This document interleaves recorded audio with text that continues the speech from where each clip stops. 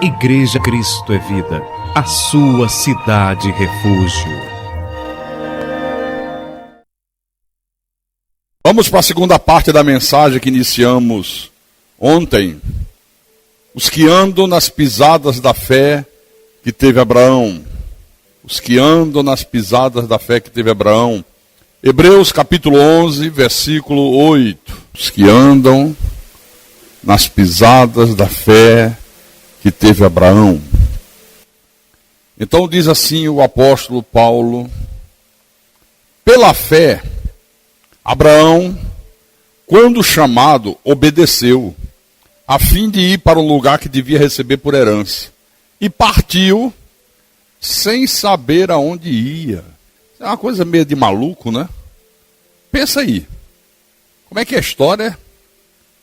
Partiu sem saber para onde ia. Uma coisa meio doida, né? Mas para quem é da fé, não tem nada de doidice aqui. Tem de confiança de que Deus está no controle de tudo. E que Deus é nosso guia, que Ele nos guia, que Ele nos conduz. E nos vai levar sempre aos lugares seguros. Vamos orar para que o Espírito Santo fale com a igreja nessa noite. Oremos ao Senhor Deus agora.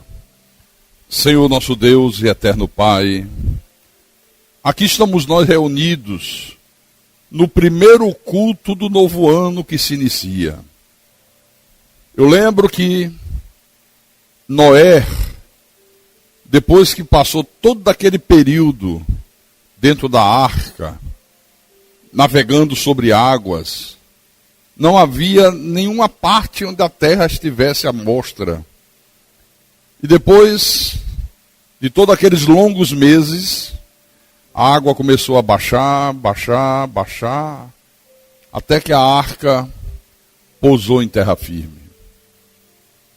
E a primeira coisa que Noé fez não foi uma festa, não foi um churrasco, não foi uma viagem. Ele não disse, agora sim, agora eu vou curtir. Onde é que tem uma praia, onde é que tem uma piscina, onde é que tem uma lagoa? Ele disse, não. Ele abriu a porta da arca, desceu, ergueu um altar a Deus, ofertou ao Senhor uma oferta de sacrifício, como gratidão pela sua vida, pela vida da sua família, por ele ter chegado a bom termo. E ali ele adorou ao Senhor. Diferente dos dias de hoje, meu Deus. Quantos estiveram aqui ontem e hoje não estão presentes? Quantos que deveriam estar aqui como forma de gratidão? Senhor, obrigado porque eu estou bem, estou vivo, estou saudável. Minhas pernas podem me conduzir ao teu santuário. Minha boca pode te louvar, te adorar. Eu vim aqui para agradecer por esse ano que se inicia. Eu vim aqui para ouvir a tua voz. Eu vim aqui porque sei que o Senhor tem coisas importantes a falar comigo. Para muitas pessoas, isso não faz a mínima importância. A mínima importância, Senhor. Por isso que o Senhor diz na tua palavra que os da fé andam nas mesmas pisadas da fé que teve Abraão. Ou seja, vive a sua vida como Abraão viveu a dele, a vida espiritual. Crê como Abraão creu, obedece como Abraão obedeceu. Abraão é o exemplo. Por isso ele é chamado o nosso pai na fé. Nós queremos nessa noite ouvir a tua voz. Queremos que o teu Espírito fale ao nosso espírito. Queremos receber instruções da boca do justo, através do teu pastor. Fala através de mim, usa-me como teu pastor, como teu servo, como a autoridade que o Senhor mesmo constituiu sobre este rebanho, sobre as tuas ovelhas. Inspira-me, Senhor Jesus Cristo. Dá-me sabedoria, dá-me força, dá-me vigor, para que eu possa te servir melhor do que eu tenho te servido. E que o teu nome seja glorificado. E que a tua igreja seja engrandecida. Por amor do teu santo nome eu te peço, porque a minha suficiência vem do Senhor. Em nome de Jesus, e que todos que creem digam amém e amém. Diga graças a Deus.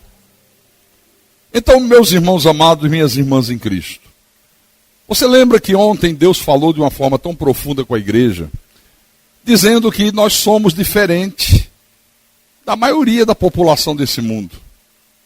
Que quando chega nessa época do ano, se agarram a superstições, acham que a simples mudança da folhinha do calendário pode tornar possível que a vida delas mudem para melhor. Que o simples mudar do relógio, 00:01, 2015, eu creio que esse ano será melhor. Eu creio que esse ano os problemas vão desaparecer. Eu creio que esse ano eu vou ser bem sucedido. Outro acredita que se for para a beira de uma praia pular 7 ondas, se passar o ano novo vestido de branco. As superstições infestam a sociedade pagã. Mas ontem Deus falou à igreja, e continua falando hoje, que o que nos dá garantia de dias felizes, o que nos dá garantia de vitória nas nossas lutas, é ter a mesma atitude de fé que teve Abraão. A Bíblia diz que ele é o nosso pai na fé. A Bíblia diz que ele foi chamado amigo de Deus. Não que ele decidiu ser amigo de Deus, é que Deus resolveu escolhê-lo como amigo. Não somos nós que escolhemos ser amigo de Deus. Não somos nós que decidimos ter intimidade com Deus. É Deus que nos abre a porta da intimidade. Amém? A nós só nos resta reconhecer Deus como soberano, respeitá-lo como Senhor, como Criador dos céus e da terra. Então esse texto que nós lemos aqui na abertura da mensagem, ele dá um destaque a quê? Qual é o destaque que esse texto apresenta? Obediência. Está aqui. Pela fé, Abraão, quando chamado, obedeceu. Deus se revela a Abraão.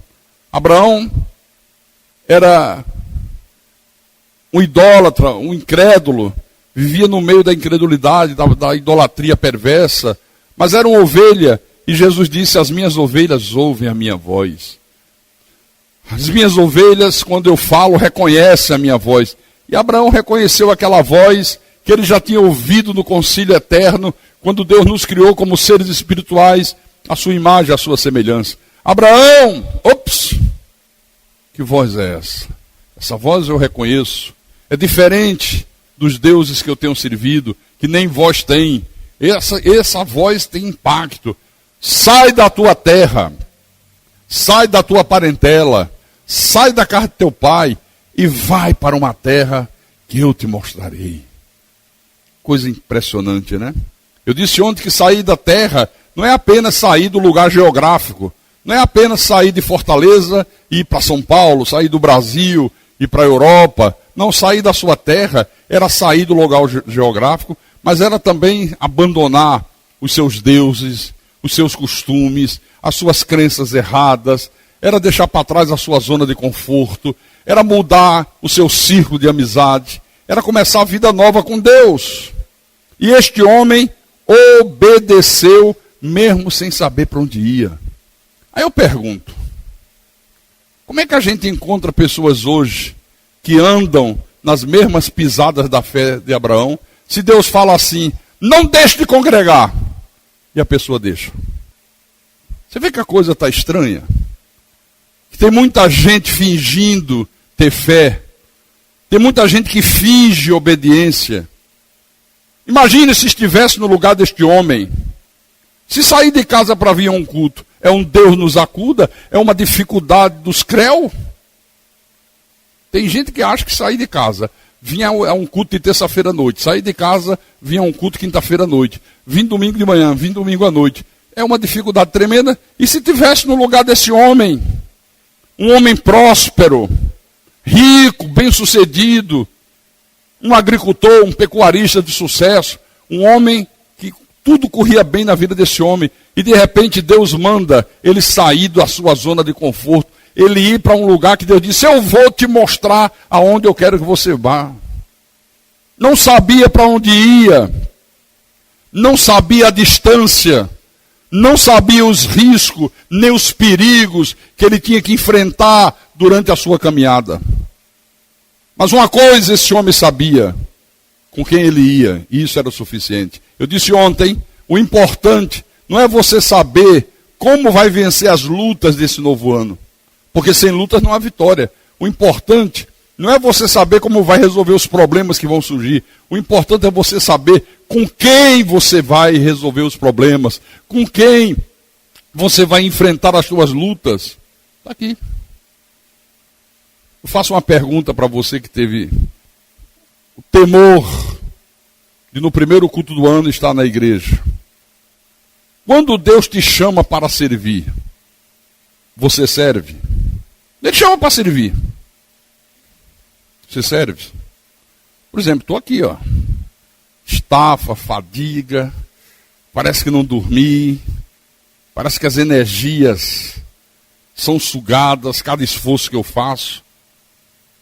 Mas quando eu estou numa situação dessa, Deus permite que haja um problema lá em Recife, e eu tenho que ir lá resolver, porque quem pega na alça do caixão é o dono do defunto. Quem pega no chifre do boi é o dono do boi. Quem é o líder da igreja sou eu. Eu disse perfeitamente, estou indo resolver os problemas. E fui. E quando Deus te chama para servir, quando Deus te chama para frequentar todos os cultos, quando Ele manda, quando Ele ordena, você frequenta? Quando Deus diz perdoa, você perdoa? Quando Deus dá uma ordem imperiosa para você se sujeitar às autoridades constituídas por Ele, você se sujeita? Comece a pensar nisso aqui. Porque fazer essas coisas, eu poderia passar aqui 10 horas falando de coisas que nós temos que fazer para poder andar nas mesmas pisadas da fé que teve Abraão. Mas fazer essas coisas é que é andar nas mesmas pisadas da fé que teve Abraão. Não é apenas frequentar um culto, não é apenas ouvir pregações, não é apenas cantar hinos maravilhosos como nós cantamos aqui na igreja, é acima de tudo obedecer. Abraão obedeceu, saiu da sua terra, da sua casa, da sua parentela, deve ter enfrentado 1000 dificuldades, 1000 barreiras, 1000 muralhas, todo mundo conta, ninguém entendia, deve ter sido chamado de louco, de fanático, de estúpido. Como é que você vai fazer um negócio desse? Você está louco? Está vendo que não existe um Deus que fala? E que Deus é esse que manda você sair daqui e não diz nem para onde você vai, diz que vai te mostrar, e você acredita nisso? Quantas barreiras esse homem deve ter enfrentado? Como é que você acha que deve ter reagido a família de Sara? Opa, seu Abraão, vem cá. Para onde é que você vai levar minha filha? Que aventura é essa, rapaz? Para que sair daqui? Qual é a necessidade disso? Você é um homem bem-sucedido, teus negócios estão indo de vento em popa, está chovendo na tua horta, você planta, você colhe, você cria animais, você vende, você multiplica teu patrimônio, você está tranquilo.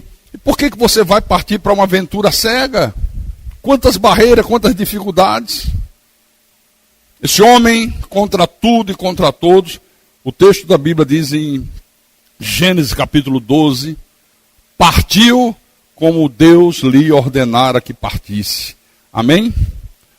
Primeira coisa que esse homem faz no início da sua caminhada foi edificar um altar ao Senhor nas terras de Siquém.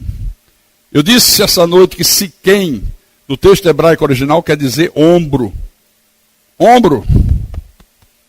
E ombro, naquela cultura hebraica, significava força, significava disposição, significava energia, significava vigor. Então, quando este homem aqui ergue o altar em Siquém, adora a Deus, ele estava dizendo: Senhor Deus Todo-Poderoso, eu entrego em tuas mãos a minha vida, eu entrego em tuas mãos a minha disposição, a minha força, a minha energia, o meu vigor, a minha capacidade. Eu entrego ao Senhor tudo que eu sou, tudo que eu tenho, tudo que eu faço, tudo que eu produzo, tudo que eu conquisto, tudo aquilo que chegar em mim, pertence a ti a partir de agora. Aleluia, glória a Deus. Uma entrega. E foi assim que Abraão inicia a sua caminhada com Deus. E eu não acredito em pessoas que dizem que andam com Deus, que um dia tiveram a chamada de Deus à conversão, se elas primeiramente não montaram, não construíram o altar de Siquém. Não tiveram a ousadia de dizer: Senhor, a partir de hoje eu entrego tudo em tuas mãos. Há 34 anos atrás eu fiz isso. Eu era um jovem, 24 anos, sei lá, por aí. E tomei uma decisão que ninguém entendeu, que contrariou todo mundo. Contrariou meu pai, contrariou minha mãe, contrariou meus irmãos, contrariou meus tios, minhas tias, os vizinhos, meus colegas de trabalho, meus amigos, contrariou a família da minha esposa. Todo mundo ficou contrariado, todo mundo dizia: você enlouqueceu. Porque eu tomei a decisão, quando eu senti a chamada de Deus, de dizer: Senhor, agora eu monto o altar de Siquém, e agora eu entrego em tuas mãos tudo que eu tenho. Essa posição privilegiada que eu desfruto hoje, uma posição financeira invejosa, um prestígio, as portas das possibilidades abertas para mim. Eu digo: tudo isso eu entrego em tuas mãos, e a partir de hoje usa-me conforme melhor te aprouver usar. Amém? Bom, voltando aqui a Abraão. O tempo passa, esse homem aqui segue a sua caminhada com Deus, e na sua caminhada com Deus ele chega numa bifurcação. O que é uma bifurcação? É quando você vai por uma estrada, só tem aquela, e de repente aparece dois caminhos. Chama-se bifurcação. Ele tem que tomar uma decisão diante dos dois caminhos que estavam diante dele. Um caminho levava para Betel, o outro caminho levava para Ai, que eram duas cidades. Essa palavra Betel em hebraico significa a casa de Deus. A palavra Ai no hebraico significa ruína. Abraão tinha que decidir que rumo tomar. Olha, mais uma vez Abraão diante de uma situação que ele tinha que tomar uma decisão. Ele tinha que tomar uma decisão de fé. Porque ir para Betel significava obediência, entrega, renúncia, serviço, ser servo do Deus Altíssimo. Significava dedicação absoluta à causa de Deus. Significava submissão total a Deus e a sua palavra. Ir para Ai significava desobediência, desserviço, significava pecado, iniquidade, perversão, ruínas. Qual foi a decisão que Abraão tomou? Parece uma coisa simples, né? Mas não é simples, não. A grande maioria dos que se dizem crentes hoje, cristãos hoje, optam pelo mais fácil. Optam por um lugar chamado igreja, onde a palavra seja suave, macia, light, onde não haja exortação, onde o pastor não dê ênfase a uma obediência. A maioria teria escolhido ir para Ai. A grande maioria. Qual foi a decisão deste homem? Vamos ver lá em Gênesis capítulo 12. Gênesis capítulo 12, versículo 8. Por isso que não é todo mundo que fica numa igreja como esta aqui.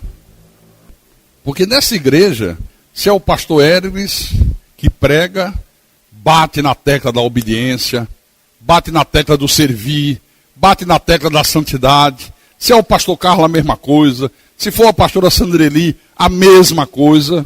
Aí se a pessoa não está afim de levar Deus a sério, ela não aguenta. Mas que coisa mais chata. Pega muito no pé. Quantas vezes já me disseram isso? Não, fulano disse que saiu porque o senhor é muito exigente. Eu sou pastor, tenho que ser exigente. Eu sou cristão. O cristão é exigente por natureza. Gênesis capítulo 12, versículo 8. O texto diz assim: passando dali para o monte ao oriente de Betel, armou a sua tenda, ficando Betel ao ocidente e Ai ao oriente. Ali edificou um altar ao Senhor e invocou o nome do Senhor. Então Abraão teve que tomar outra decisão. Aqui qual foi a decisão? Ou viver uma vida consagrada a Deus, consagrada aos valores espirituais, às exigências divinas, de submissão aos mandamentos da palavra, ou ir para Ai, que estava aqui, e viver uma vida consagrada ao sistema que rege este mundo. O mundo inteiro jaz no maligno. Olha, irmãos, é a mesma opção que nós temos hoje. Esta opção que Abraão teve é a que nós temos hoje. Você tem essa opção, eu tenho essa opção. Fazendo um resumo de tudo da nossa vida, o que nos resta é isso aqui. Ou vida com Deus, ou vida sem Deus. Ou vida pautada nos valores de Deus, ou vida pautada nos valores do diabo. Todos os dias nós temos que tomar decisões.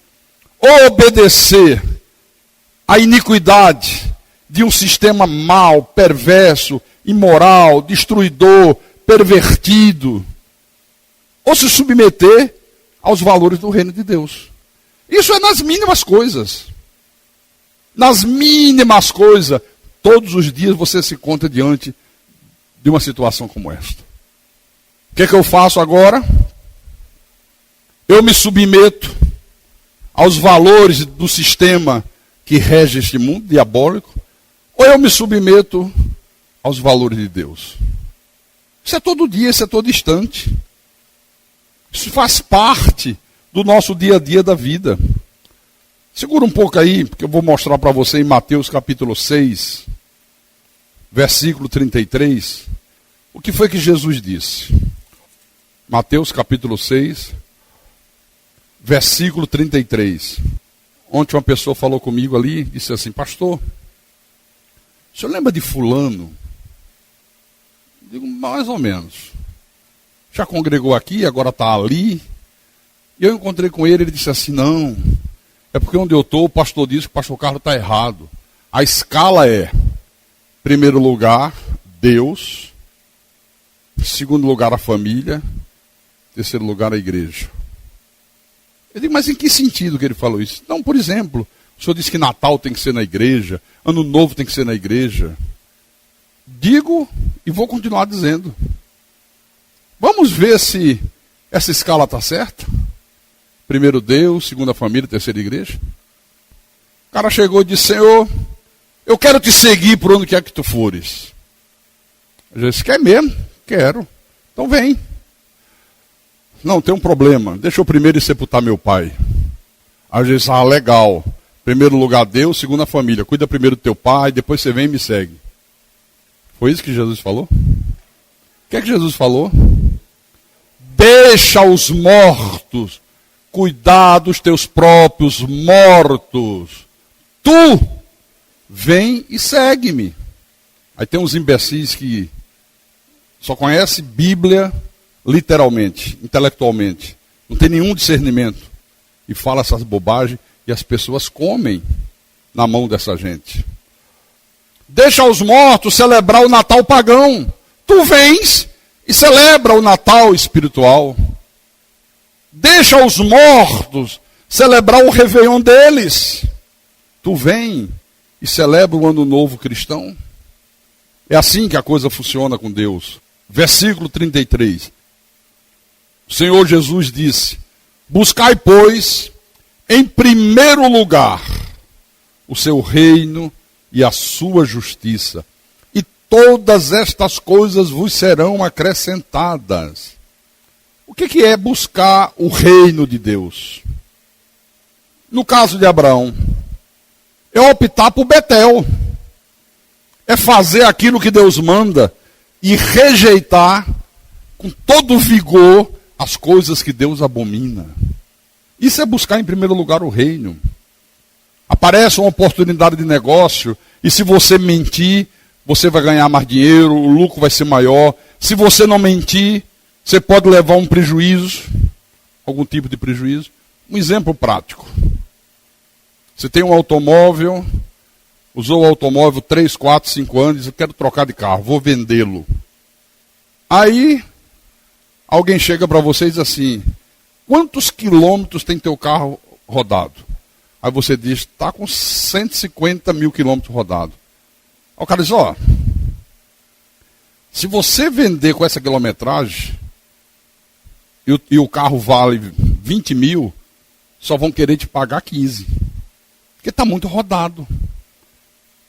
Mas se você for ali naquela oficina, tem um cara que tem uma maquineta que ele abre o painel, aí baixa para 80 mil quilômetros. Aí tu vende pelos 20. Tu ganha 5. Você sabia que a maioria faz isso? A maioria das pessoas aí que negociam carros? E gente que vive dentro das igrejas faz a mesma coisa também. Buscar o reino de Deus, irmãos, é ir para Betel como Abraão foi. É você optar pela verdade. É você falar sim, sim, não, não. Porque Jesus disse, o que disso passar, vem do maligno.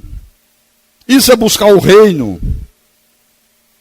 Buscar em primeiro lugar o reino é às vezes você sofrer o dano, sabendo que ninguém que optou em buscar em primeiro lugar o reino de Deus jamais saiu no prejuízo. Tem vezes que é melhor sofrer o dano, Paulo disse isso. Briga, desentendimentos na igreja dos Coríntios, irmão querendo colocar irmão na justiça. E Paulo disse, opa!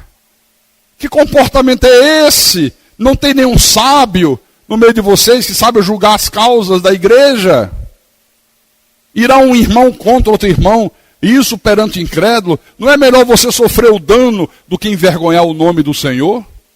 Difícil é encontrar quem queira sofrer o dano. Não é melhor você sofrer o dano? Não, mas foi injustiça, pastor. Isso é uma injustiça que fizeram comigo. Falaram de mim, eu não fiz. Olha, eu vou botar o bloco na rua. Eu vou soltar as frangas. Eu vou soltar os cachorros. Eu vou fazer, eu vou acontecer. Não é melhor você sofrer o dano do que envergonhar o nome de Jesus? Para que os incrédulos lá fora não digam, que cachorrada. Qual é a diferença deles para nós? Se as atitudes são as mesmas, se os comportamentos são os mesmos, se as reações são as mesmas, sofra o dano. É melhor sofrer o dano do que envergonhar o nome de Jesus. Isso é ir para Betel, Carlos Augusto. Ir para Betel. Então a opção é esta: ou ruína, ou casa de Deus. Ou vida com Deus, ou vida com o diabo. Não temos outra opção. Não temos outra opção. Ou casa de Deus, presença de Deus, manifestação de Deus. É casa no sentido da presença, da manifestação, não é no sentido de templo. Ou vida com Deus, ou vida com o diabo. A escolha é sua. Jesus, no seu ministério terreno, expressou muito bem esse conceito. Aqui no capítulo 7 de Mateus, capítulo 7, versículo 13 e 14, o Senhor disse assim, olha que ordem Jesus dá. Isso é uma ordem imperiosa para todos os filhos dele. Qual é a ordem? Entrai pela porta estreita. Larga é a porta e espaçoso o caminho que conduz para a perdição, e são muitos os que entram por ela. Porque estreita é a porta, e apertado o caminho que conduz para a vida, e são poucos os que acertam com ela. Está na tua Bíblia assim, num português claro? Irmãos, todos os dias nós temos que escolher entre esses dois caminhos, mesmo nos mínimos detalhes. Esse caminho estreito é o que conduz para a vida, para a alegria, para a vitória, para a felicidade, para as realizações. É esse caminho. Todo mundo almeja essas coisas. Todo mundo quer vitória, todo mundo quer sucesso, todo mundo quer ser bem-sucedido, todo mundo quer paz, todo mundo quer felicidade. Mas são poucos os que querem ou que conseguem andar pelo caminho estreito. A porta é estreita, apertada. O caminho é estreito. Vida com Deus é impopular. Exige esforço. Exige amar a Deus sobre todas as coisas. Se alguém amar seu pai, sua mãe, seu irmão, sua filha, seu automóvel, sua casa, seu emprego, sua honra, mais do que a mim, o que é que Jesus falou? Não é digno de mim. O caminho estreito exige perseverança, exige luta, exige honestidade, fidelidade a Deus e ao próximo, exige obediência, exige serviço, exige sacrifício, exige honradez. Isso é optar por Betel. Foi a opção de Abraão. O caminho espaçoso, aquela porta larga, é popular. Tem ibope. É o caminho da maioria. Da maioria. É do mundaion. Não exige esforço. Não exige amar a Deus sobre todas as coisas. Não exige luta. É a lei do menor esforço. É a lei da desobediência, da infidelidade, da desonra. Isso é optar por Ai e conduz ao inferno. Caminho estreito é o caminho dos valores invertidos. É o caminho que rivaliza com Deus. Jeroboão. Isso não tem esse negócio de reino de Deus. Eu vou criar o meu aqui. Criou o culto falso. Ordenou pastores falsos. Profetas falsos. Criou festas semelhantes àquelas que faziam parte do calendário judaico. O cara fez o escarcéu, meu irmão. Será que o mundo não tem feito a mesma coisa? Tem feito a mesma coisa. Ai! Caminho espaçoso. Não exige amar a Deus sobre todas as coisas. Não exige que você frequente todos os cultos. Venha quando você quiser e tenha vontade. Ah, quer dizer que lá o pastor está sempre batendo nessa tecla, constrange as pessoas. Meu irmão, uma pessoa só se sente constrangida quando ela está errada. Quando a carapuça cabe na cabeça. Senão não constrange. Constrange quem está no erro. Constrange quem não leva Deus a sério. Constrange quem está brincando de igreja. Constrange quem tem uma fé fingida. Quer dizer, se eu não for no ano novo, eu não sou de Deus. Ainda fazem chantagem, que é para ver se cria um problema com o pastor. Ai, conduz ao inferno. Então a escolha é esta aqui. Ou Betel ou Ai. Betel é vida de paz, de sossego, de descanso em Deus, de harmonia, de perdão, de amor, de vitórias, de provisão. Isso é Betel. Ai é vida de conflitos emocionais, de guerras emocionais, de desajustes, quanta gente desajustada dentro dos templos. Quanta gente com a cabeça completamente perturbada. Desajustes emocionais terríveis. É ai. É vida de raiva, de ódio, de desamor, de derrotas, de escassez. É o contrário de Betel. Que caminho você está trilhando? O caminho da casa de Deus, Betel, ou o caminho que conduz ao inferno, que é o caminho de Ai? Deixa eu perguntar uma coisa para você. O apóstolo Paulo andou pelo caminho apertado ou pelo caminho espaçoso? Apertado? Eu vejo hoje essa pastosada que não tem vocação de Deus, não tem chamada de Deus, é uma picaretagem sem tamanho, dizendo que o caminho apertado é a luta para conquistar dinheiro, riqueza, para ter mansões, para ter automóvel. O cara diz, olha, você não sabe o preço que eu paguei, eu andei pelo caminho apertado, meu irmão, por isso hoje eu tenho essa mansão de 100 milhões de reais, por isso hoje o meu carro, essa Mercedes, custa R$500 mil, só o pneu dela é o preço de um Fiat, e você andando de Fiat, você tem que andar pelo caminho apertado. Andou pelo caminho apertado, apóstolo Paulo? Então eu convido você a abrir a Bíblia em 2 Coríntios, capítulo 11, versículo 23. Ele faz uma pergunta.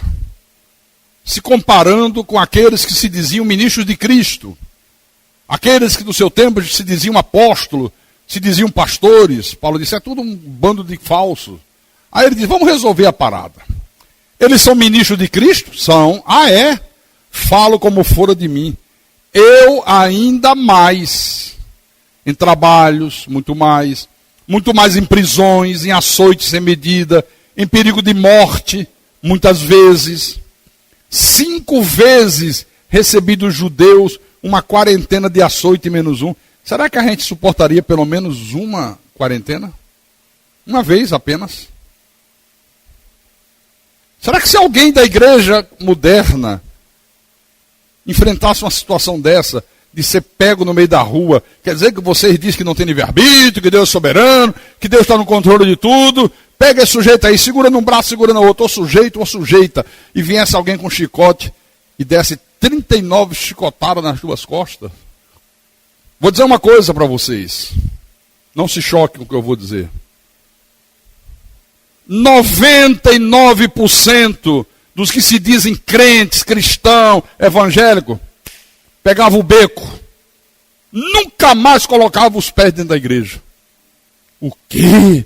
Olha as minhas costas sangrando, você não sabe, quase que eu morri, foi muita dor. Não, Deus não quer isso não, Deus não quer essas coisas não, nunca mais eu vou, ali deve ser do diabo, eu vou para macumba. Ou você acha que eu estou exagerando? Porque brincam de fé, brincam de servir, brincam de ser cristão. 5 vezes. Caramba. Uma vez já não é fácil, imagine 5.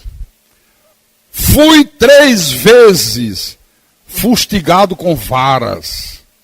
Levou surra de vara, cipó. Pastor, isso aí está falando de quem? De um bandido, um estrupador, um serial killer, um pecador em potencial, e por causa dos seus pecados estava passando por tudo isso? Não. Isso aqui está falando do maior dos apóstolos.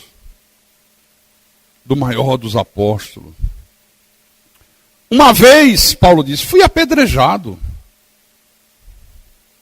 Em naufrágio, 3 vezes. Hoje em dia, não precisa de naufrágio não. Não precisa não. Basta uma chuva forte. Já não vem para a igreja, não vem para o culto. Não precisa naufragar não. Se pegar um naufrágio, o cara vira macumbeiro na mesma hora. Eu falo assim, irmão, porque eu fico indignado, sabe? Não sei se você não sente a mesma indignação que eu sinto. Com o grande teatro que muita gente vive dentro das igrejas. É um grande teatro. Como eu não fui vocacionado para ser diretor de teatro, fui vocacionado para ser pastor, eu fico profundamente indignado. Uma noite e um dia, passei na voragem do mar. Sabe o que significa na voragem do mar? O barco afundou, o navio afundou, e você fica agarrado a um pedacinho de madeira, boiando, sem saber o que vai acontecer. Se vem um tubarão e te come, se afunda, morre afogado, se vai dar tempo, chegar socorro. Está aqui. Versículo 26. Em jornada muitas vezes, em perigos de rios, em perigo de salteadores, em perigo entre patrícios, em perigo entre gentios, em perigo na cidade, em perigo no deserto, em perigos no mar, em perigos entre falsos irmãos. Você acha que é só na nossa igreja que de vez em quando aparecem uns falsos irmãos? Quem está falando aqui é o maior dos apóstolos. O homem que teve o privilégio de ser chamado por Jesus ressuscitado, de receber da boca do justo o evangelho para a igreja. Versículo 27. Em trabalhos e fadigas. Sabe o que significa trabalhos e fadigas? É o que eu estou sentindo agora. Exaustão. Chega na hora que você diz, caramba. Ah, Jesus, tem misericórdia, eu estou nas últimas. As minhas energias foram todas sugadas. Preciso de um descanso. Em trabalhos e fadigas. Em vigílias, muitas vezes. Não é essa vigília que se faz no mundo espiritual religioso. Isso aí é palhaçada.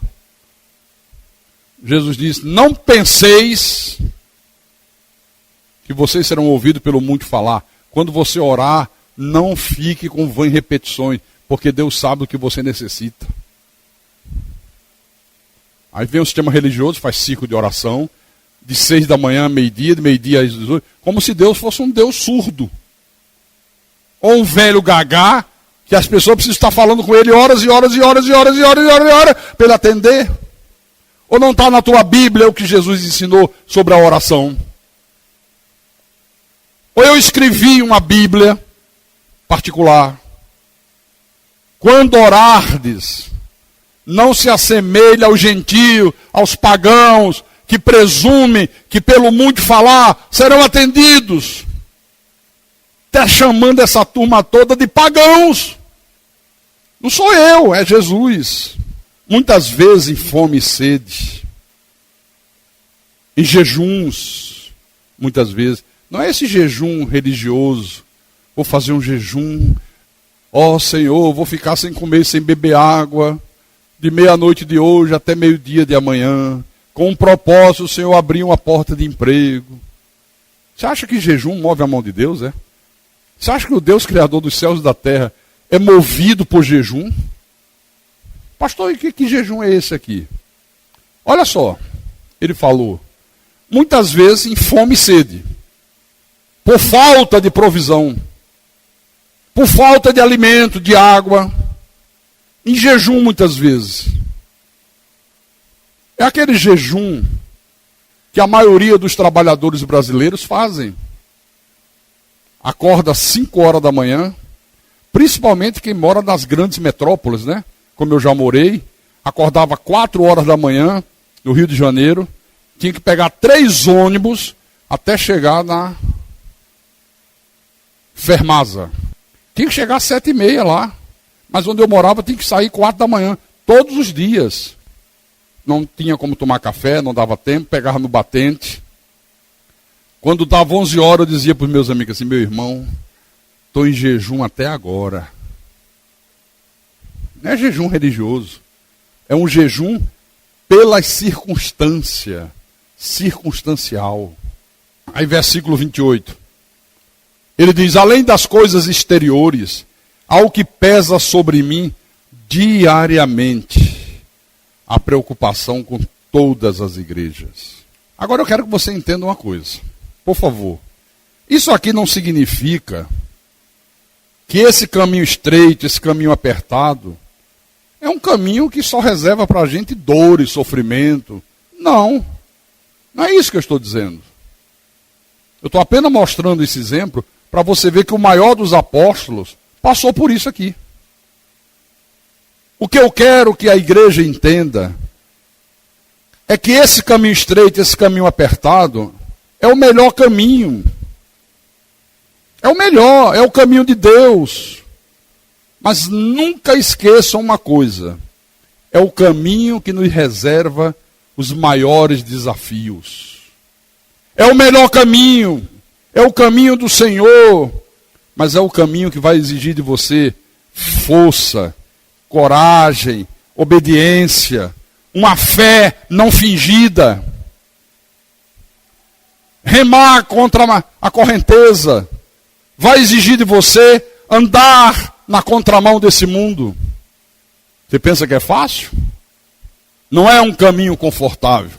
E por não ser um caminho confortável, só anda pelo caminho apertado, pelo caminho estreito, aqueles que amam a Deus de verdade.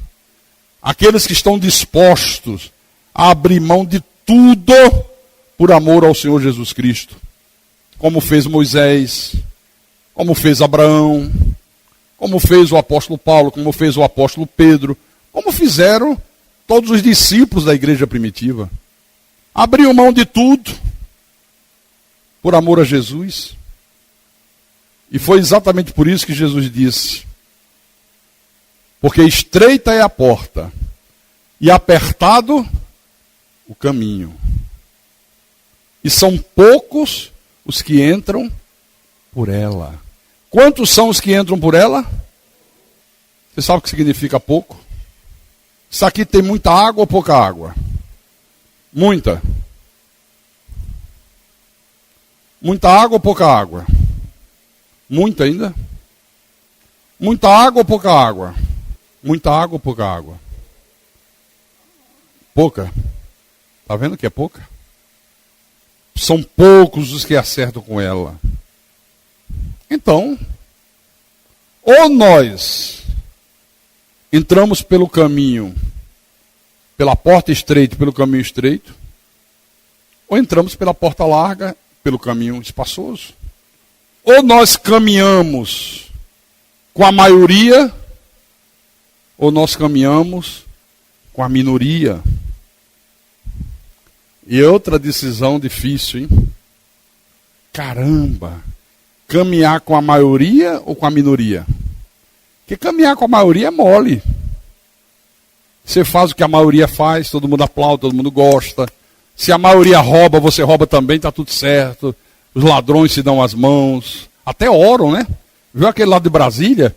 Senhor, obrigado, porque o Senhor está abençoando a minha vida. Obrigado por esse dinheiro. Um monte de dinheiro na mão de corrupção. O cara orando. Com título de pastor. A maioria está aí no oba-oba. Corrente de libertação, fogueira santa, dinheiro para picareta de televisão, mande R$900, que Deus tem uma bênção especial reservada para você. E quando você critica, baseado na Bíblia, a maioria cai de pau em cima de você. Sabe o que é que ele diz? Está com inveja, você é um invejoso. É porque ele não tem o poder que o outro tem. É porque ele não tem. A turma defende. Caminhar com a maioria ou caminhar com a minoria? Caminhar na luz ou caminhar nas trevas?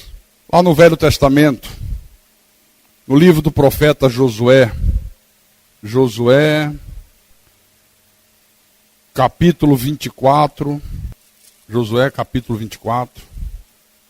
Versículo 14 em diante. Olha o que é que o profeta fala para o povo. Então vou ler. Agora, pois, temei ao Senhor e servi-o com integridade e com fidelidade. Deitai fora os deuses aos quais serviram vossos pais da além do Eufrates e no Egito, e servi ao Senhor. Porém, se vos parece mal servir ao Senhor, escolhei hoje a quem sirvai. Se aos deuses a quem serviram vossos pais que estavam da além do Eufrate, ou aos deuses dos amorreus em cuja terra habitais. Eu e a minha casa serviremos ao Senhor. Ô profeta macho, ou vocês servem a Deus com integridade, com fidelidade, com vida santa, levando Deus a sério, não brincando de igreja, ou então sirvam aos deuses dos amorreus. Se vocês acham que é mal, que é ruim, que é difícil servir ao Senhor, escolham outro Deus, sirvam a outro Deus. Eu e a minha casa serviremos ao Senhor. Aleluia, glória a Deus. Então respondeu o povo e disse: longe de nós o abandonarmos o Senhor para servirmos a outros deuses. Tremendo, né? A gente para um pouquinho aí e vai no livro do profeta Isaías, capítulo 30. Isaías, capítulo 30, versículo 21. Olha que coisa linda o Espírito Santo fala através de Isaías. Quando te desviares para a direita e quando te desviares para a esquerda, os teus ouvidos ouvirão atrás de ti uma palavra dizendo: este é o caminho, andai por ele. Aleluia.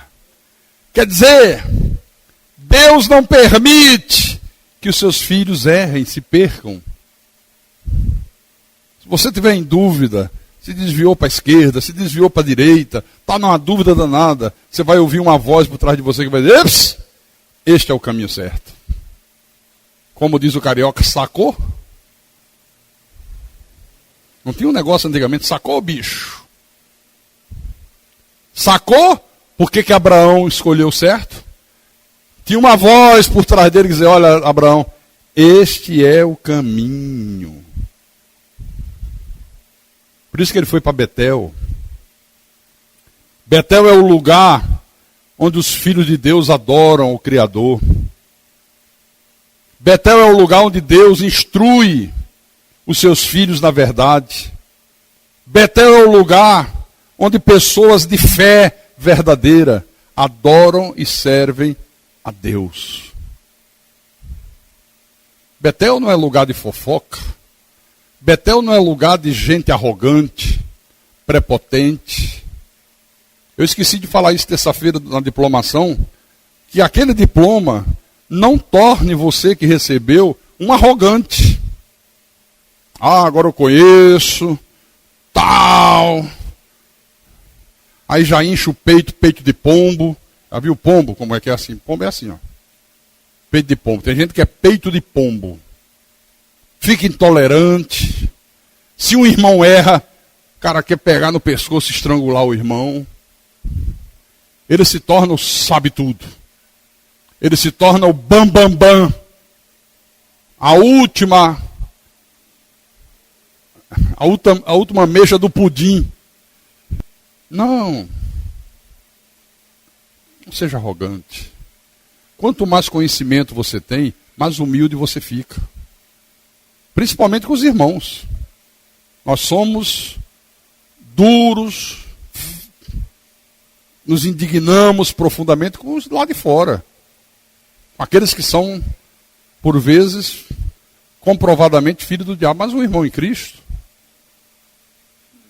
precisa ser intolerante, precisa ser brabo, precisa falar com rompância. No tempo do Velho Testamento, vou voltar lá em Samuel.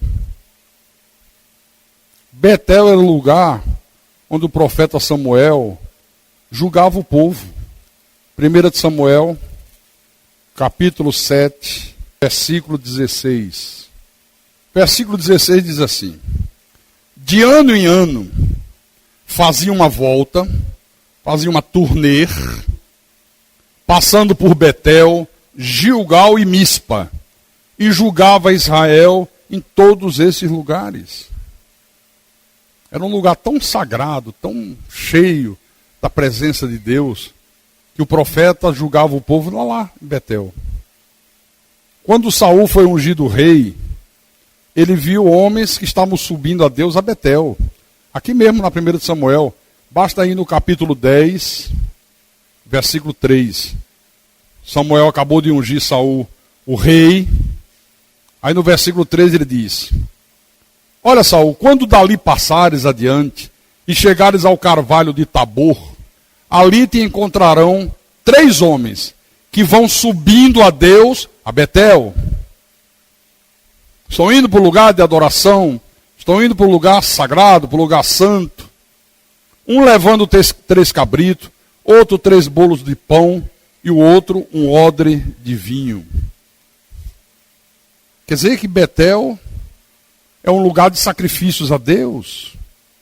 É o lugar onde nós ofertamos a nossa obediência, os nossos louvores, os nossos dízimos, as nossas ofertas, a nossa força, o nosso vigor, a nossa inteligência, os nossos bens.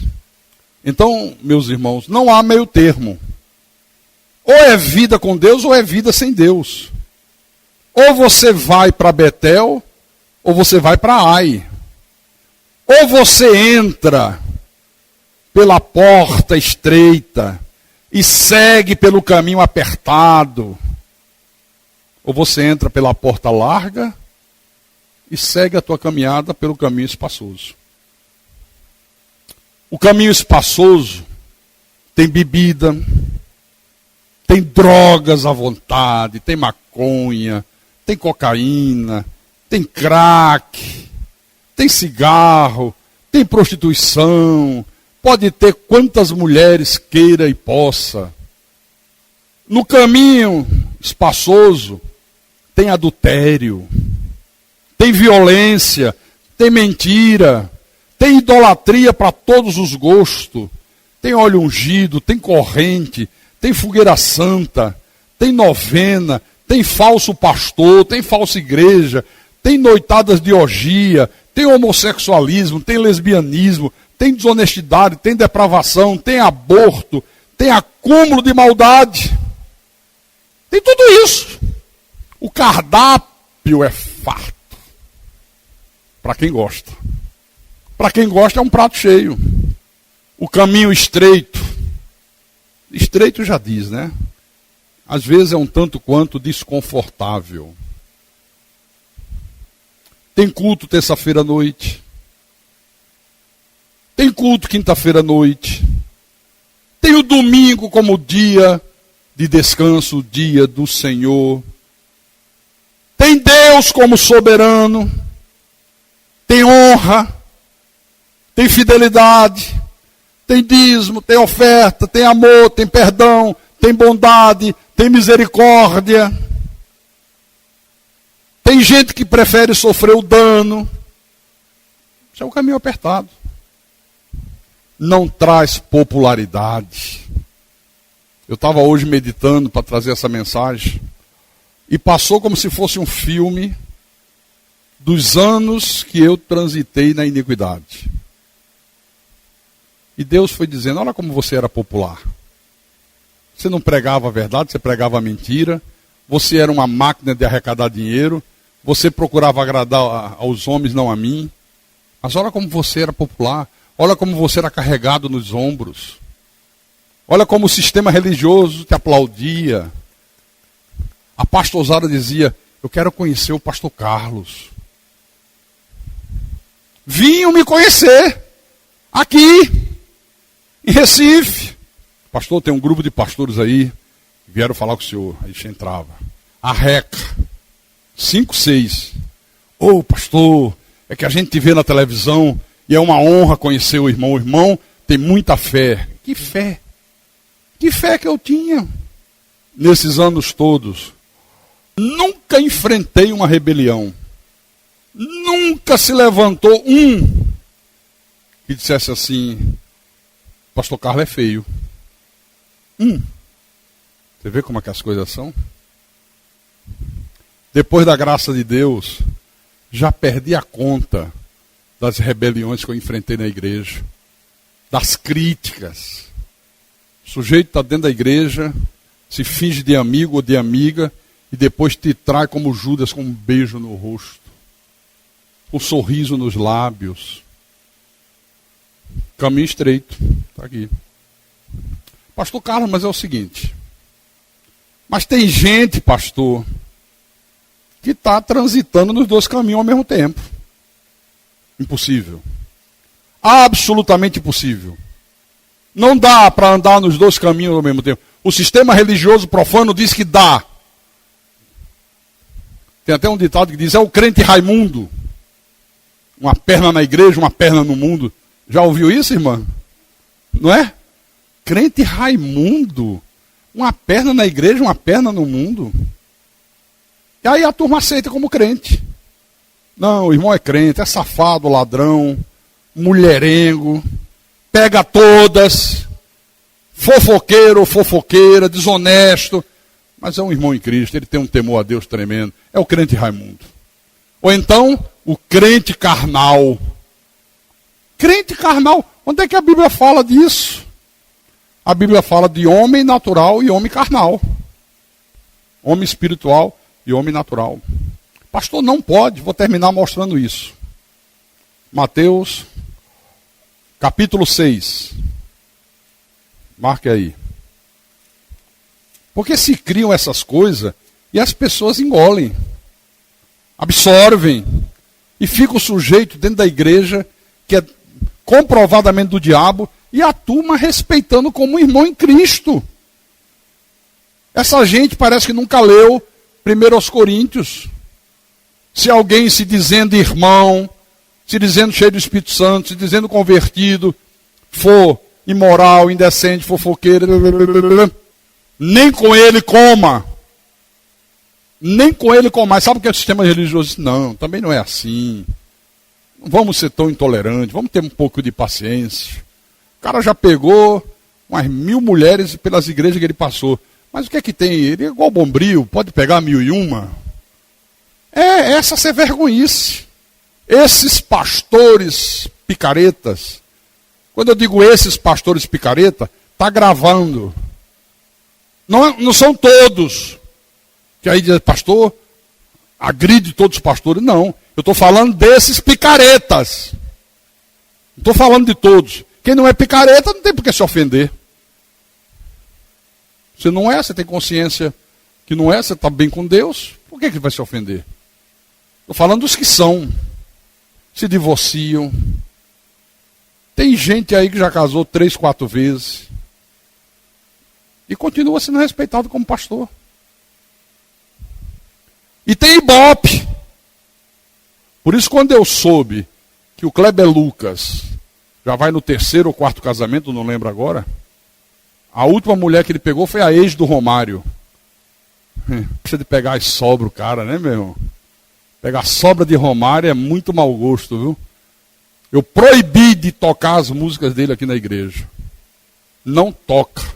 Toca Roberto Carlos, mas não toca Kleber Lucas. Toca Padre Zezinho, mas não toca Kleber Lucas. Pastor, qual é a diferença? A diferença é que o Roberto Carlos ainda está vivo, está fora da igreja, só Deus sabe se é ovelha ou se não é ovelha. Não pode se converter antes de morrer? Ou não pode? Pode ou não pode, gente? Padre Zezinho, ou Padre Bonzinho, ou Diabinho, não importa. Não conhece a verdade, mas faz uma letra bonita. Agora o cara que diz, eu sou pastor, eu conheço a palavra, eu sou mensageiro de Deus. É isso que Paulo diz, com esse aí, nem coma. Os de fora, Deus os julgará. Não julgai vocês os de dentro, a igreja não faz mais isso. Mateus capítulo 6, versículo 24. Jesus disse, ninguém pode servir a 2 senhores. Ele podia ter dito, ninguém pode andar em 2 caminhos. Porque há de aborrecer-se de um e amar ao outro, ou se devotará a um e desprezará o outro. Não podeis servir a Deus e a riqueza. Se alguém pensa que está transitando pelos 2 caminhos, está totalmente enganado. Você está transitando por um só caminho, que é o caminho da ruína e da perdição. Porque quando você está fazendo o que é errado, você está fazendo o que é da sua natureza. Quando você finge fazer o certo, você está apenas fingindo. Por isso que não pode andar em 2 caminhos. Então, irmãos, para terminar, temos que andar nas mesmas pisadas da fé que teve Abraão, nosso pai.